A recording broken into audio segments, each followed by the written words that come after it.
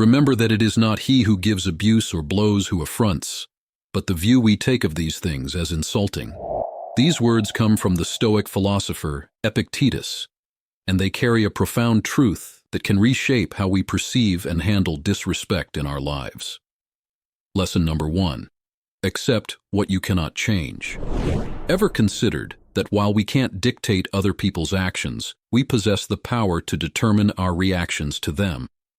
Embedded in the very fabric of Stoic philosophy is a fundamental concept: the recognition of what we can and cannot control in life. This seemingly straightforward idea often eludes us, and in our misunderstanding, we inadvertently subject ourselves to unnecessary suffering. Our suffering stems from misdirected energy, pouring our efforts into endeavors that, despite our passion and toil, remain unchangeable. It breeds frustration, disillusionment, and a sense of futility.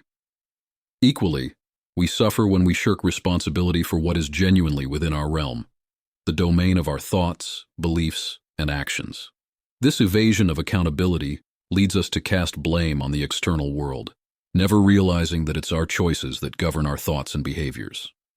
As Epictetus elegantly puts it, some things are in our control and others not. Things in our control are opinion, pursuit, desire, aversion, and, in a word, whatever are our own actions. Things not in our control are body, property, reputation, command, and, in one word, whatever are not our own actions.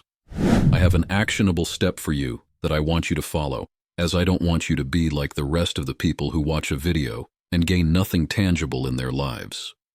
What I want you to do is remember this very powerful tool, detachment, and practice it whenever you have the chance in your everyday life.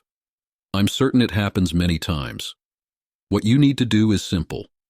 Every time you feel emotionally involved in a situation and you know that acting on impulse won't lead to the best results, detach yourself for a moment. Just see the situation from an external perspective, as if you weren't involved, as if you were a third person there. By doing this, you'll be able to think much more clearly and make the best decisions. This tool is so useful that I want to create a separate video just for it. I'm sure it will change your life, just as it has for me. Rule number 2, channel negative energy into productivity. In the realm of Stoicism, transforming negative energy into productive actions is akin to converting adversity into opportunity. When faced with disrespectful interactions that can leave us feeling hurt, frustrated, or angered, Stoic philosophy offers a potent approach. Transmute these negative emotions into a powerful source of motivation and productivity. Instead of letting disrespectful behavior weigh you down, leverage that negative energy as fuel to propel yourself toward your goals. The adversity you face can become the catalyst for your drive and determination. The sting of disrespect can serve as a reminder of your inner strength and resilience. Stoicism encourages a perspective shift. Rather than viewing disrespect as a setback, see it as a challenge to rise above and prove your capabilities. Redirect that emotional turbulence into focused, constructive actions that align with your objectives and values. So remember, the next time you feel hurt, make sure you don't just stay in bed using feeling bad as an excuse. Instead, use it as an opportunity for the best workout of your life. For instance, rule number 3, cultivate gratitude and perspective. In the vast tapestry of Stoic philosophy, cultivating gratitude and maintaining perspective are like the golden threads that run through the fabric of a resilient, virtuous life. When confronted with disrespectful encounters, these Stoic principles offer us a transformative lens through which we can view and navigate these challenging interactions. Gratitude for learning opportunities. Stoicism encourages us to shift our perspective and view disrespectful encounters as learning opportunities. Instead of letting negative interactions drag us down, we can choose to be grateful for the chance to learn and grow from these experiences. Every instance of disrespect is an opportunity to practice resilience, patience, and emotional control. Expressing gratitude for challenges. Stoicism encourages us to express gratitude not only for the good in our lives, but also for the challenges and adversities. By being thankful for the difficult moments, including disrespectful encounters, we transform our perception of these situations.